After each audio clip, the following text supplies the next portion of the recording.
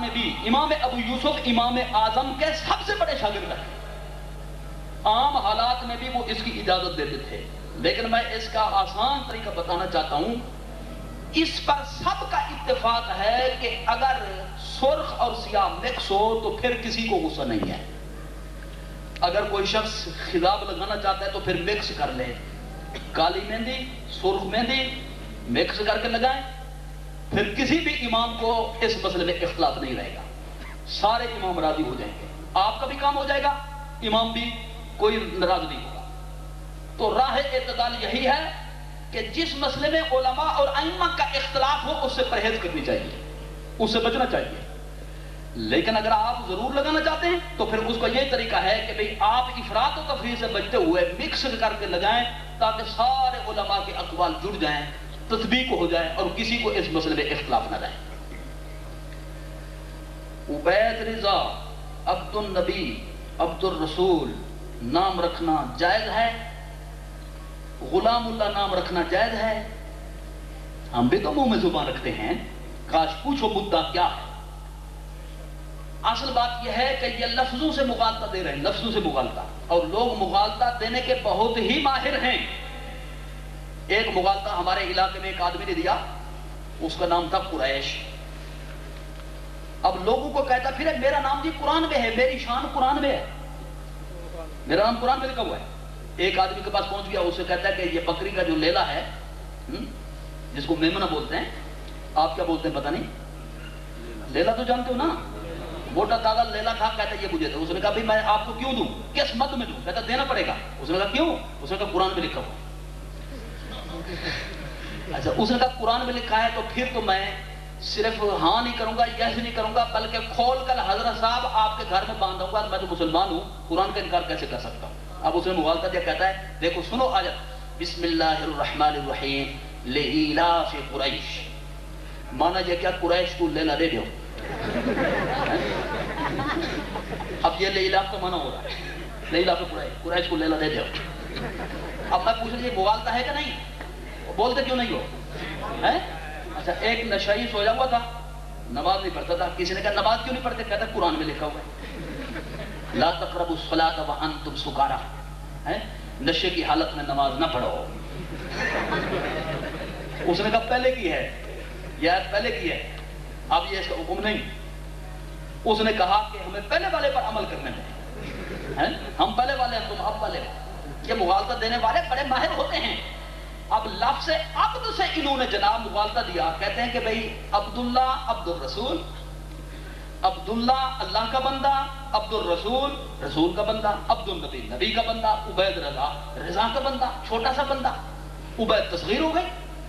تو کہتے ہیں بندہ، بندہ کہنا، لفظ بندہ، لفظ عبد، اس کی اضافت اللہ کے لیے ہو سکتی ہے، کسی اور کے لیے نہیں ہو سکتی۔ میں اس حوالے سے جو بات لب لباب کے طور پہ عرض کرنا چاہتا ہوں، لفظوں سے مغالطہ ہے۔ جب رسول سے اس کی نسبت ہو تو عبد کا معنی ہوتا ہے نوکر، عبد کا کیا معنی ہوتا ہے؟ خادم، غلام۔ عبد الرسول رسول کا غلام، عبد الرسول نبی کا نوکر، عبد الرسول رسول کا خادم۔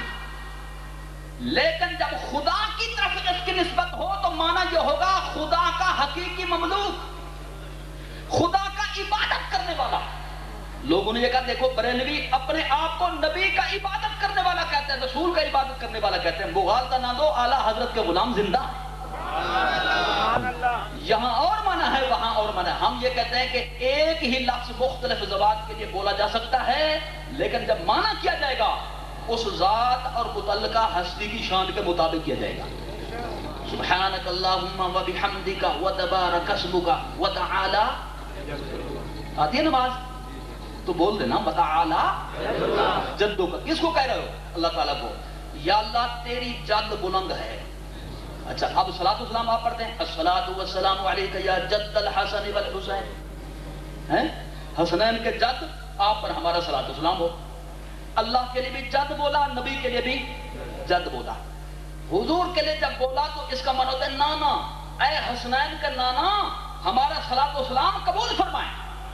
تو خدا کے لیے بھی یہ نانے کا معنی ہے یا دادے کا معنی ہے، بتا تیرا نانا بڑی شان والا ہے، تیرے دادا بڑی شان والا ہے؟ لم یلد ولم یولد جب ذات ہے تو اس کی شان کے مطابق ترجمہ کیا جائے گا۔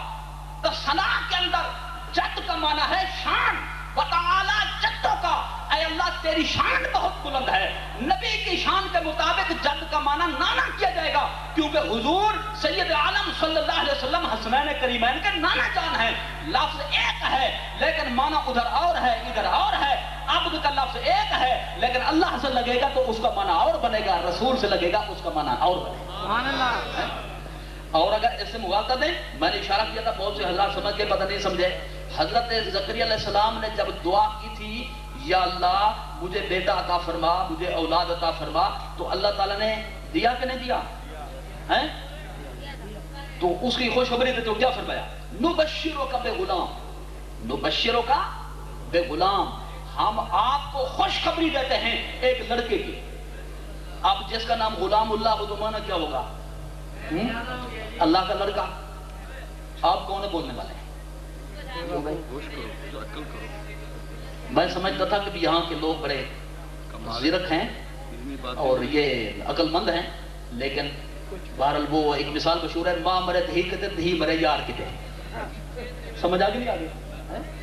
میں آپ کی بات کر رہا ہوں، اگر آپ ہمارے مسلک کے ہیں تو کم از کم آپ کو غیرت کا مظاہرہ کرنا چاہیے تھا، اور اگر دوسرے ہیں تو پھر ماشاءاللہ ان کو تو ویسے بھی جیسے ہوتے ہیں آپ کے سامنے ہیں۔ تو میں کہنا چاہتا ہوں جس کا نام غلام اللہ ہو، غلام اللہ ہو، تو لفظ غلام کا معنی قرآن نے واضح کیا، غلام کا معنی ہوتا ہے لڑکا، غلام کا معنی ہوتا ہے بیٹا۔ تو غلام اللہ کا کیا معنی کرو گے؟ اللہ کا بیٹا ہے۔ ان کے ایک بہت بڑے مولوی کا نام ہے غلام اللہ، بہت سے حضرات نے اہل علم نے سنا ہوگا۔ تو وہ کہتے ہیں وہاں غلام کا معنی نوکر۔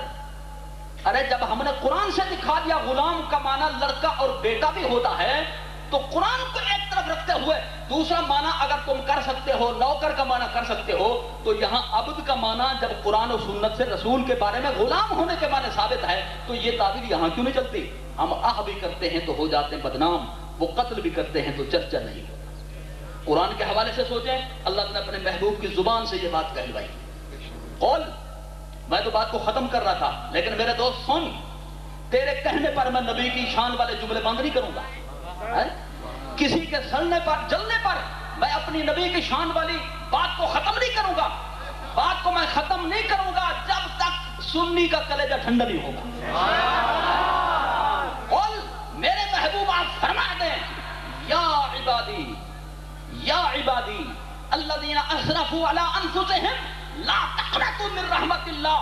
میرے محبوب آپ اپنی زبان سے اپنے ان غلاموں کو یوں کہہ دیں، یا عبادی، اے میرے بندو، اے میرے بندو، اے میرے عباد، اے میرے عبدو، جنہوں نے اپنے اوپر ظلم کیا ہے، لا تقنطوا من رحمت اللہ، اللہ کی رحمت سے نا امید نہ ہو۔ اللہ تعالیٰ کی رحمت بہت وسیع ہے، اگر زندگی کا پہلا حصہ گناہوں میں گزرا ہے تو اب توبہ کر لو، اللہ کی رحمت کا دروازہ کھلا ہے۔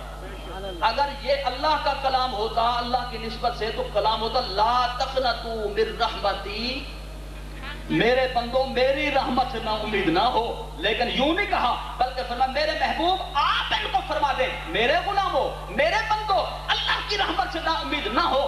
جب مولوی اشرف علی تھانوی صاحب نے حاجی امداد اللہ صاحب سے سنا، شمائل امدادیہ میں یہ حوالہ موجود ہے کہ حاجی صاحب نے یہ کہا کہ چونکہ اللہ اس کے رسول کا معاملہ ایک ہے اس لیے عباد اللہ کو عباد الرسول کہہ سکتے ہیں، تو تھانوی صاحب نے کہا قرآن بھی یہی کہتا ہے، قرآن بھی یہی کہتا ہے۔ چلو ہمارے نہیں مانتا، اعلیٰ حضرت کی نہیں مانتا، کم از کم اپنے بابے کی تسلیم کر لے۔ جو اپنے بابے بھی نہ مانے ہماری مجال ہے، ہم اس کو نہیں منوا سکتے ہیں۔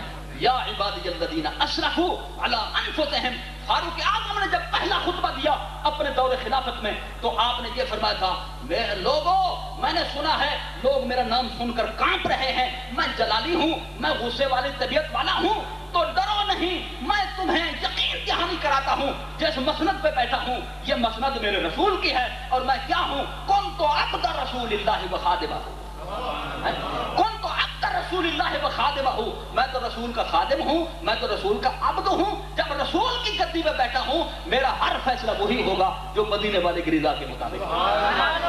تو فاروق اعظم نے اپنے آپ کو عبد کہا کہ نہیں کہا؟